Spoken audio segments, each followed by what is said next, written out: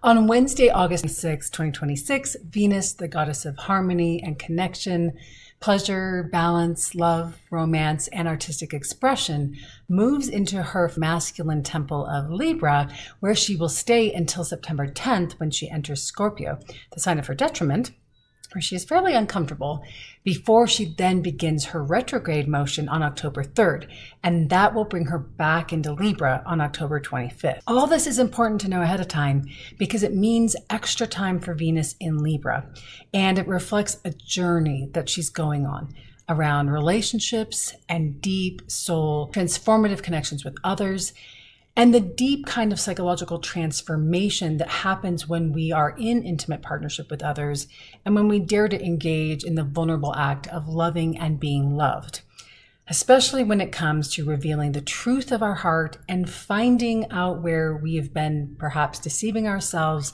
or deceived by others. Because of the aspects that Venus will be making in Libra and early entering into Scorpio before it goes back into the Libra parts of our chart, we're going to know much more about the true nature of our existing partnerships in the past perhaps, and the truth about the kind of partnerships we want going into the future. Very little will be left secret by the end of that journey. Hi, I'm Amy Rose White. I'm an integrative psychotherapist and I'm a counseling astrologer making videos on self-healing practices that align with the astrological transits using my 3M practices at the end of this video. Please see all my free resources linked below, as well as my Chiron and Taurus healing kit and links to book with me through the end of August. Venus has many faces in astrology and mythology. This Venusian archetype is not only symbolic of women and feminine energy, or the feminine principle of receptivity and creation, but also the ability to bring together. She's the harmonizing principle, which we need so badly in our world right now. And interestingly, the day Venus enters her home kingdom, the sun in its home kingdom of Leo trines Saturn retrograde, and where Saturn is still very uncomfortably in its fall in Aries at 14 degrees 38 minutes. And Mercury finally leaves its shadow zone from the retrograde at 26 degrees of Cancer. So Leo and Libra by whole sign make a sextile to one another in your chart.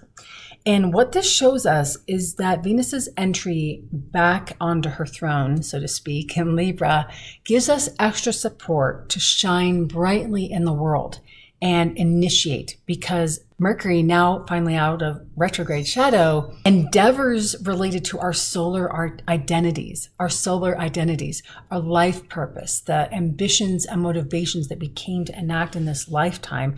And at this moment, in a very personal, individualistic way, that Saturn in Aries trining the sun, it emboldens us to hold the vision of spiritual leadership. If you're still working, it could be something that you're passionate about at your work. It could be something that really interests you in your volunteer world. If you're retired or in your community, it could be a project that you're working on at school, if that's what you're doing right now with most of your time.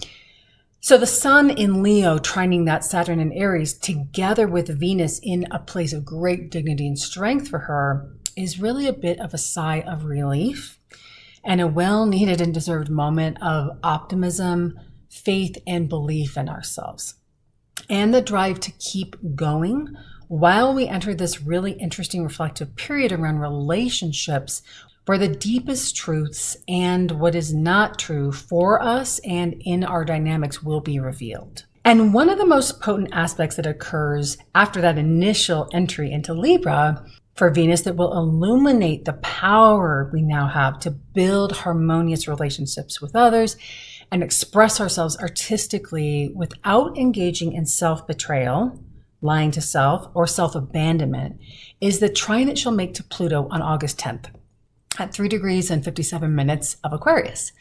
So remember that Pluto is still retrograde, so it's starting to back off now from that 4-degree minor grand trine basket formation that's been going on for so long, but it's still hovering around 4 degrees.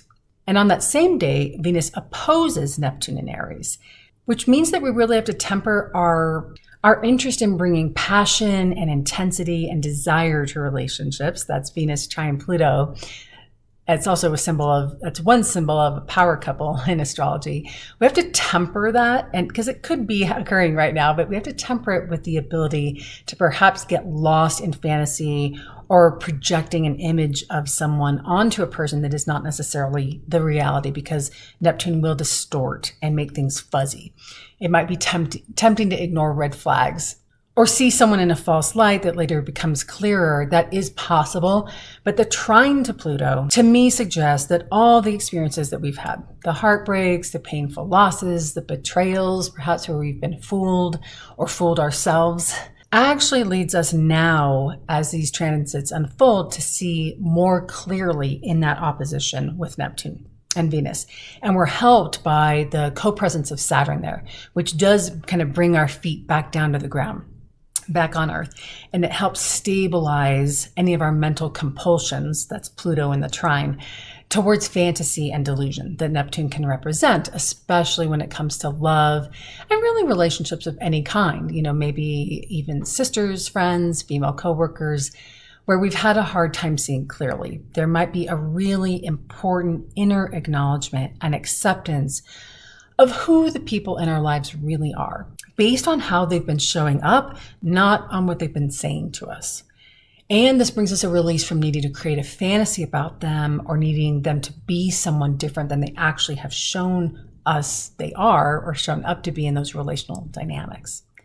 The next day, on August 11th, Venus trines Uranus, and you can see how as planets ingress, they are all going to make these perfect aspects to that Pluto, Uranus, and Neptune that are essentially hanging out at around that same degree for so long.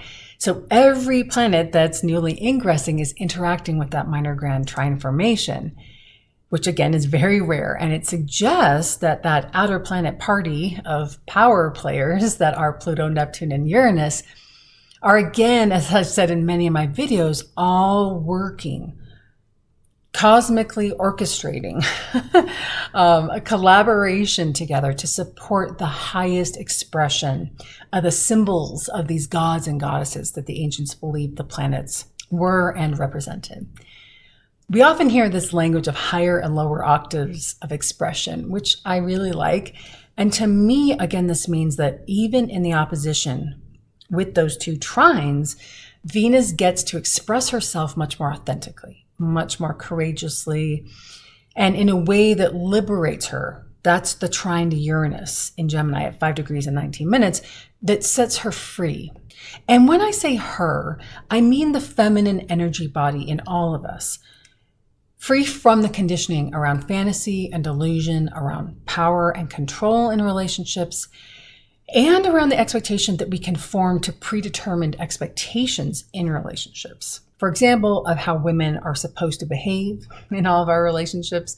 There's a real reclamation of personal power, Venus trining Pluto, that's happening here.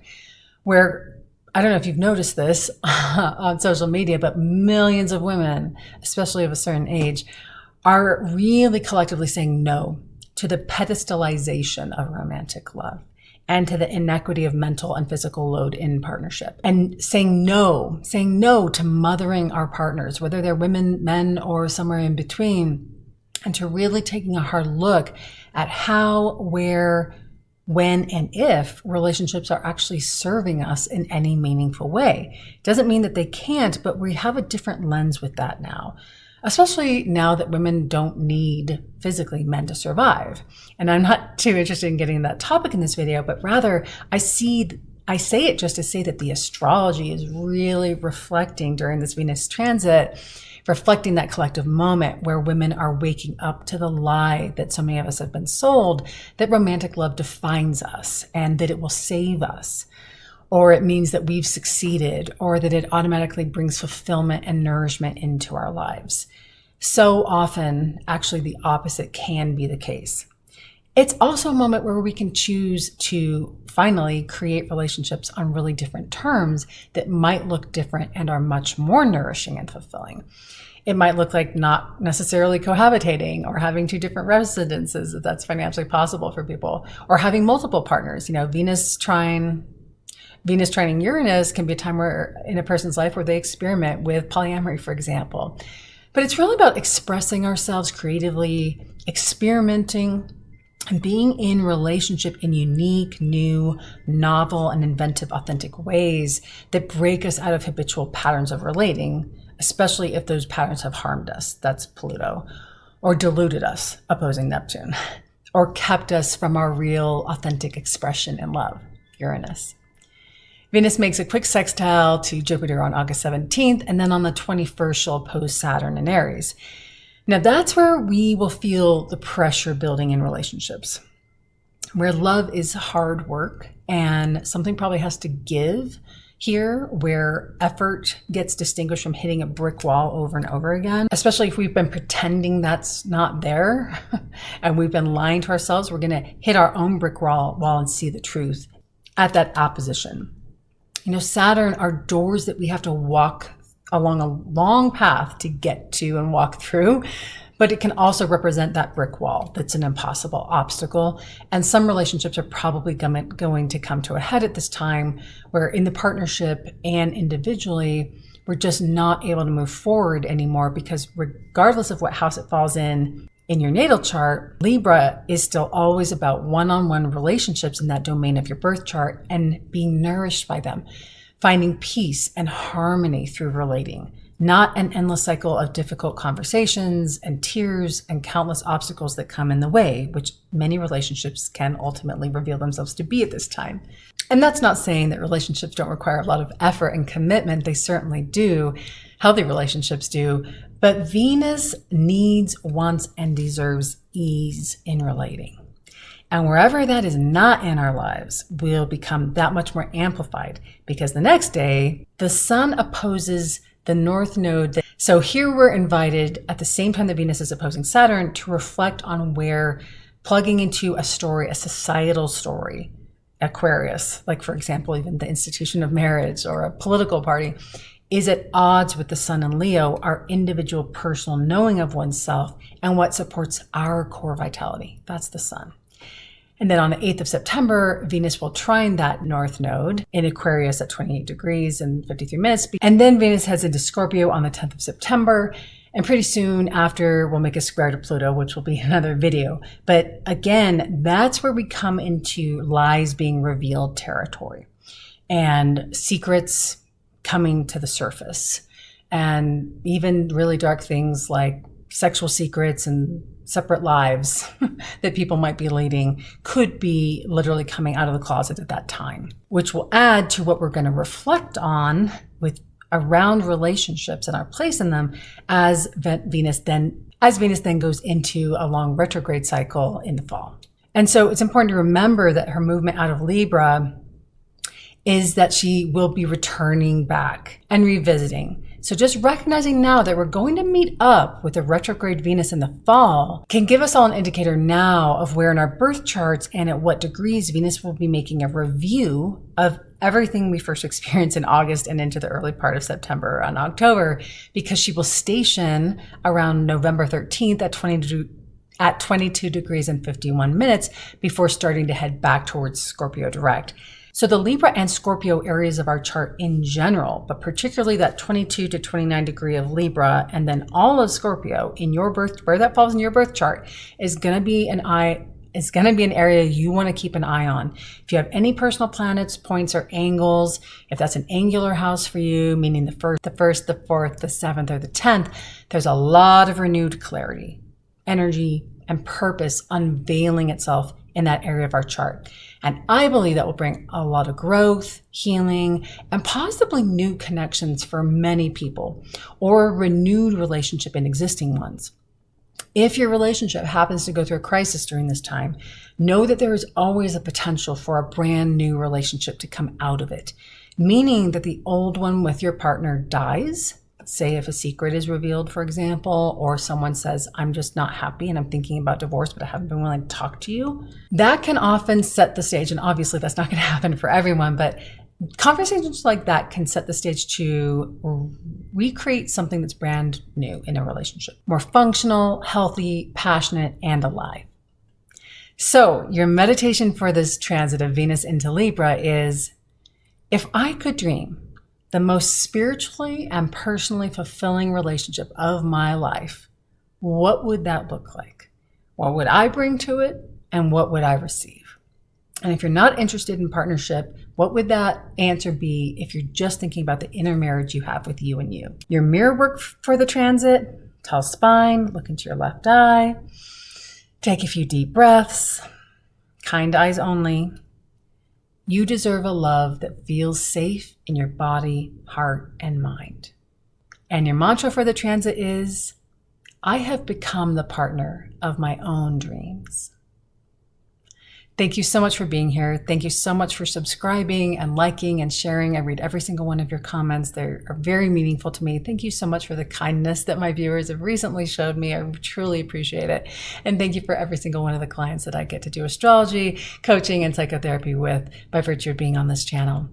Check out all my free resources below. And if you like this video, you'll like these ones above me. And I'll see you in the next one. Bye for now.